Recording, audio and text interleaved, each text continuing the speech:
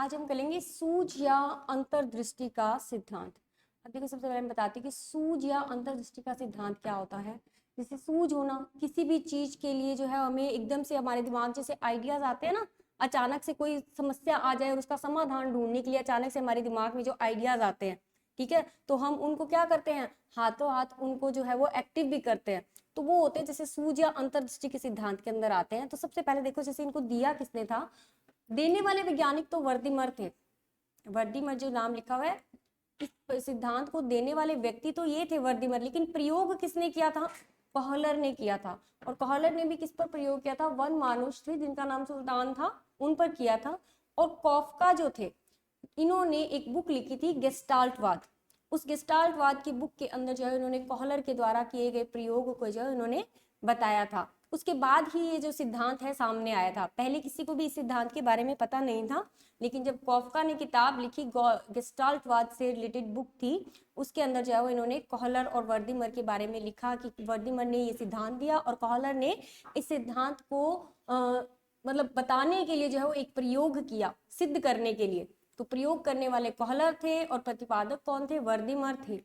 और जो इन्होंने बताया इस प्रयोग के बारे में वो कौन थे, कॉफका। तो इस सूझ या अंतर्दृष्टि के सिद्धांत के प्रतिपादक ये तीनों ही मनोवैज्ञानिक माने जाते हैं, वर्दीमन, कॉहलर और कॉफका।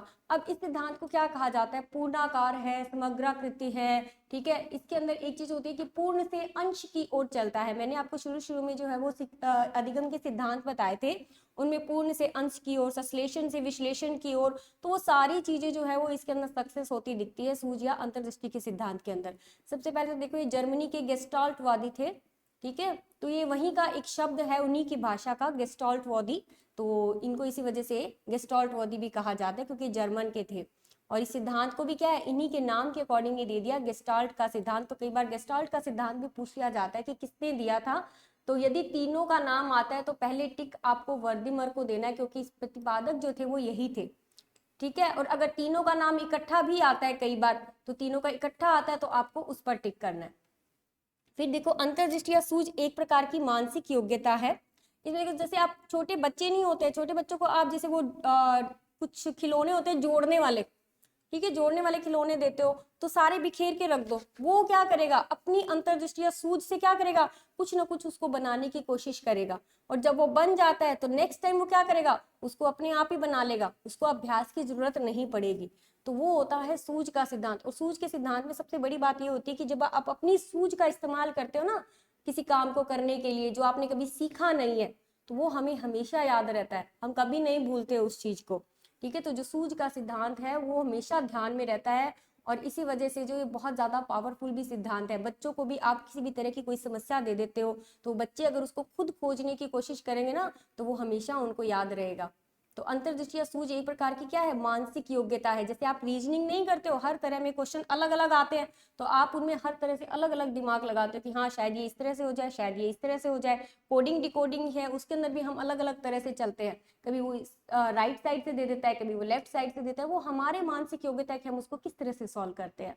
तो वही होता है सूझ और अंतर्दृष्टि का सिद्धांत। तो जो मनुष्यों तथा उच्च श्रेणी के पशुओं में अधिक पाया जाता है, इसके द्वारा किसी भी समस्या का हल अचानक मस्तिष्क में आ जाता है। जैसे बहुत सारी आग लगी हो, बहुत सारी चीजें आपके आसपास पड़ी, तो आप ढूंढोगे उनमें से कि किस चीज से जो हम इसको बुझा सकते हैं या किस तरह से अपने आप को प्रोटेक्ट कर सकते हैं। तो वो क्या हुआ, अचानक से उस समस्या का हल आपके सामने आया। तो फिर देखो, इस सिद्धांत के अनुसार व्यक्ति किसी प्रक्रिया को सूझ या अंतर्दृष्टि के द्वारा सीखता है। ये वो अचानक अपने ही दिमाग में आते, किसी ने हमें सिखाया थोड़ी ना कि आप ऐसा करो। उस समय हमें जो सहायता मिलती है, जो भी इक्विपमेंट या जो भी इंस्ट्रूमेंट मिलते हैं, हम उसी के द्वारा जो है अपनी खुद की हेल्प करते हैं सीखने के अंदर। जब भी व्यक्ति किसी विषय या पाठ को सीखता है तो वो उससे सीखने से संबंधित परिस्थिति के हर पहलू को समझने की कोशिश करता है। कोई भी लेसन आपको पढ़ाया जाता है तो आपको क्या करोगे, सबसे पहले जैसे हमने इसके बारे में सबसे पहले हमने सिद्धांत पढ़े थे, छोटे सिद्धांत पढ़े थे, ज्ञात से अज्ञात की ओर, संश्लेषण से विश्लेषण की ओर, ये सब सारे सिद्धांत पढ़े थे। उसके बाद हमने इनके प्रयोग पढ़े ताकि हमें पता चले कि किसने जो है वो किस सिद्धांत का प्रयोग किया था। जैसे इसके अंदर जो पूर्ण से अंश की ओर है, संश्लेषण से विश्लेषण की ओर है, तो ये सिद्धांत जो है वो इसके अंदर प्रयोग हुए हैं। तो भिन्न भिन्न पहलुओं को नए ढंग से समझकर आपसी संबंधों को समझा जाता है। जैसे आसपास कोई भी चीज पड़ी होगी तो उनका हम संबंध स्थापित करेंगे ना कि हाँ ये चीज भी यूज हो सकती है और इसके साथ हम दूसरी चीज का इस्तेमाल कर भी जो हम इसका क्या कर सकते हैं, समस्या का हल कर सकते हैं। जैसे बड़ी क्लासों में आ जाते हैं तो आपको कई तरह के प्रोजेक्ट दिए जाते हैं, लेकिन प्रोजेक्ट में आपको क्या करेंगे, केवल प्रोजेक्ट का नाम बताया जाता है। आप क्या करोगे, उस पर खोज करोगे, खुद का दिमाग लगाओगे जैसा आपका होगा, ठीक है, तो उसके बाद आप उस समस्या का हल कर सकते हो। तो इसके लिए अभ्यास की जरूरत नहीं पड़ती है। आप देखो जो कॉहलर ने प्रयोग किया था वो बता देती हूँ आपको कि कॉहलर ने जो है सुल्तान नामक चिंपैंजी पर जो है वो प्रयोग किया था। तो क्वेश्चन आता भी है कि कॉहलर ने किस चिंपैंजी, जैसे इसका नाम पूछ लिया जाता है या जानवर का नाम पूछ लेंगे, कुछ भी पूछ सकते हैं कि चिंपैंजी जो लिया था उसका नाम क्या था, तो सुल्तान था। ठीक है, इसके अंदर इसने 4 तरह से प्रैक्टिकल किया था। जैसे सबसे पहले तो एक कमरे के अंदर जो उसको बंद रखा, ठीक है, और एक तरफ क्या रख दिए, केले रखे, और सॉरी ऊपर लटका दिए थे केले, और एक बॉक्स पास में रखा, और उसको वन मानुष को क्या किया, बीच में रखा इसके अंदर। और उसके बाद उसको जब भूख लगी तो उसने क्या कहा, उसकी नजर पड़ी केलों पर। अब क्या हुआ, उसके दिमाग में आया कि पहले तो कूदूं, शायद मेरे को मिल जाए। तो वो बहुत कोशिश करता है कूदने की, लेकिन उसको नहीं मिलते। फिर वो आसपास देखते कि शायद कोई चीज मिल जाए जिससे मैं इनको केलों को प्राप्त कर सकूं। तो पास में बॉक्स पड़ा होता है, तो बॉक्स के ऊपर चढ़ता है, और चढ़ते ही क्या मिल जाते हैं उसको, केले मिल जाते हैं। फिर सेकंड वाले में क्या करते हैं, केले थोड़े और ऊपर लगा दिए जाते हैं और बॉक्स रख दिए जाते हैं 2। अब देखा जाता है कि ये किस तरह से अपने दिमाग का इस्तेमाल कर जो उन केलों को प्राप्त करेगा। तो पहले तो क्या करता है, पहले खुद लेने की कोशिश करता है, नहीं मिलते, लेकिन अगली बार वो क्या करता है, दूसरे ही पल वो उस बॉक्स को उठाता है, एक बॉक्स को उठाता है, कोशिश करता है, नहीं मिलते हैं। एक ही बार कोशिश करता है, दोबारा नहीं करता है, ठीक है। फिर उसके बाद जो दूसरा बॉक्स आता है उसको भी वो उसके ऊपर रखता है और उन केलों को प्राप्त कर लेता है। फिर तीसरी बार क्या करते हैं, जैसे केलों को रख देते हैं बाहर, पिंजरे के बाहर रख देते हैं, और वहां अंदर रख देते हैं एक स्टिक, ताकि उस स्टिक के जरिए जो है वो उन केलों को प्राप्त कर सके। अब वो पहले कोशिश करता है खुद के हाथ बढ़ाकर लेने की, लेकिन उसके हाथ में नहीं आता, तो वो समझ जाता है कि बहुत दूर है और मुझसे नहीं लिए जाएंगे। फिर उस आसपास ध्यान से देखता है, काफी देर तक बैठा रहता है आसपास, जो फिर उसको छड़ी नजर आती है, स्टिक नजर आती है, उस स्टिक से जो है वो उसको अपने पास ले आता है और उन केलों को खा लेता है। दूसरी बार क्या करते हैं, 2 स्टिक रखते हैं और केले थोड़ी और दूर रख दिए जाते हैं। और उसके बाद वो क्या करते हैं, जैसे आप लोग वो ब्लॉक्स जो होते हैं वो जोड़ते हैं, तो वो जो 2 स्टिक रखी जाती हैं वो आपस में जुड़ने वाली होती हैं, वो अलग अलग रखते हैं उनको। जो 2 स्टिक जो रखी जाती हैं वो दोनों कैसी होती है, ब्लॉक्स की तरह होती हैं, जो दोनों क्या है, आपस में जुड़ जाएंगे। तो वो 2 जो स्टिक्स थी उनमें से एक का इस्तेमाल करता है, लेकिन एक से उसको मिलते नहीं, तो वो दोनों लेकर जो उनसे खेलना शुरू कर देता है। खेलते खेलते क्या होती है, वो कई बार जो है वो आपस में जुड़ जाती हैं, और जुड़ते ही उसके दिमाग में आता है कि हाँ अब मैं केले ले सकता हूँ। तो अचानक से उसके दिमाग में आया कि एक स्टिक से तो नहीं पहुंचा हाथ, लेकिन 2 स्टिक से जो है उन केलों को प्राप्त कर सकता हूं। तो वो उन दोनों छड़ों का प्रयोग करके जो उन केलों को प्राप्त कर लेता है। तो ये था सूझ का सिद्धांत, कि उसके दिमाग में जो है वो अचानक से अपने आसपास पड़ी चीजों को प्रयोग करके जो है वो उसके दिमाग में आइडियाज आना।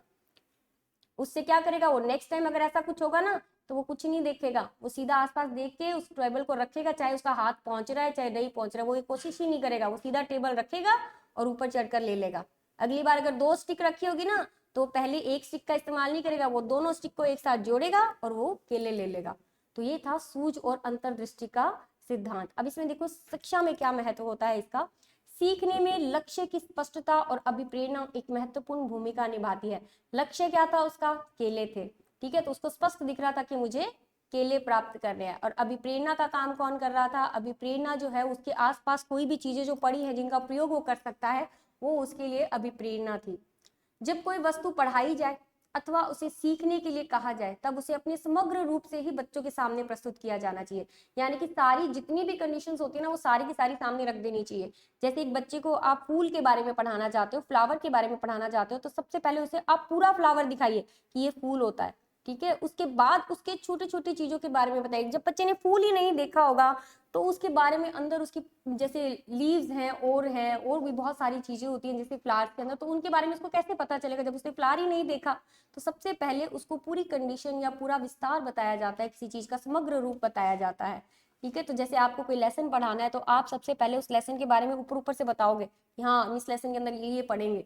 फिर उसके बाद उसके अंदर आप क्या चलते हो, बिल्कुल बारीकी से बताना शुरू करते हो, ताकि वो बच्चा जो है उस चीज को बहुत ही अच्छे से समझ सके।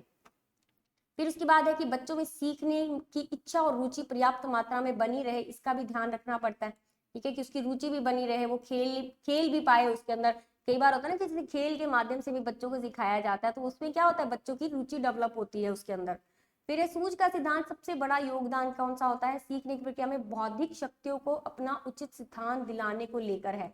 यानी कि जो मेंटल एबिलिटी जो होती है वो बढ़ाने के लिए होता है। इसी वजह से जो है इनको कई तरह के प्रोजेक्ट दिए जाते हैं, ताकि बच्चे उनको जो है वो अपनी बौद्धिक योग्यताएं जो होती है उनके अनुसार उनको बना सके। कई बार हमें जैसे ड्राइंग वगैरह में नहीं दिए जाते थे कि अपनी मर्जी से आप कुछ भी क्राफ्ट का वर्क करके लाओ, तो उसमें क्या होता था, हम अपनी बौद्धिक शक्तियों के अकॉर्डिंग क्या करते थे, कुछ भी बनाकर ले जाते थे जो दिखने में अट्रैक्टिव हो, या किसी और कोई बच्चे आते जैसे यूजफुल चीज बनाते थे, कोई डेकोरेटिव चीज बनाते, वो सबकी अपनी अपनी बौद्धिक शक्तियां हैं। तो इसी वजह से अपन को जो छोटे छोटे प्रोजेक्ट दिए जाते थे वो इसी वजह से दिए जाते हैं, जिससे बच्चों में सीखने की रुचि बढ़ जाती है। खोज करने पर इस सिद्धांत ने बल दिया है। खोज करने पर, कोई भी चीज दे दी जाती है और उस पर आपको खोज करने के लिए कहा जाता है, ठीक है, रिसर्च के लिए कहा जाता है, तो उन्होंने रिसर्च पर बल दिया है। इस सिद्धांत की ने क्या किया, आधुनिक विधियां, नई नई विधियों को जन्म दिया, जैसे खोज विधि है, विश्लेषण विधि है, समस्या समाधान विधि है, तो इन सब विधियों को जो है वो इन्होंने दिया था। पर बाद में इसकी कुछ आलोचना भी की गई, जिसमें क्या है, वास्तव में छात्र किसी वस्तु को अचानक नहीं सीख सकते। अब ये कोई जरूरी थोड़ी कि सबके अचानक ही जो है वो सूझ डेवलप हो जाए, ऐसा नहीं होता ना। छोटे बच्चे होते हैं उनको तो इसमें होता ही नहीं है, उनको तो सारी चीजें रटा कर करानी पड़ती है हमें। जैसा मैंने आपको पहले भी बताया था, उनको हम समझा नहीं सकते हैं, उनको हर एक चीज A for apple, B for ball, क ख ग ग ड़, ये सब उनको हमें क्या कराने पड़ते हैं, रटाने पड़ते हैं। तो उसके अंदर ये सूझ का सिद्धांत कामयाब नहीं होता। जब बच्चे 5th लेवल के ऊपर चले जाते हैं ना, 5th 6th 7th, तब थोड़ा थोड़ा जो है वो उनके अंदर सूझ का सिद्धांत कामयाब हो सकता है, ठीक है, लेकिन पहले नहीं होता है। हाँ, कुछ बच्चे होते हैं जो बहुत ही प्रखर बुद्धि के होते हैं, मेंटल एबिलिटी जिनकी बहुत ज्यादा होती है, तो वो ऐसा काम कर सकते हैं। जैसे कई बच्चे नहीं होते हैं, कार अगर उनको दोगे ना तो वो क्या करेंगे, उसको सारा खोल देंगे पेचकस लेकर, ठीक है, फिर उसको वापस जोड़ने की कोशिश करेंगे। वो बच्चे बहुत इंटेलिजेंट होते हैं जो ऐसा काम करते हैं।